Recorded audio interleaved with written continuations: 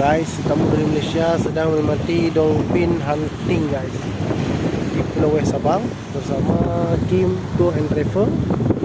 Ini ada 7 paket yang sedang menikmati dolphin di Pelabuhan Kawan. Nak ada yang boleh sudah hubungi ya, hubungi tim tour and travel. Boleh nak layan selama 5 hari 3 malam atau 5 hari di 4 malam ke Banda Aceh ini. Ini kita ni melihat dolphin, semoga dolphinnya keluar, karena kalau tak keluar sedih sekali, karena kita seperti mengharapkan malam Lailatul Qadar.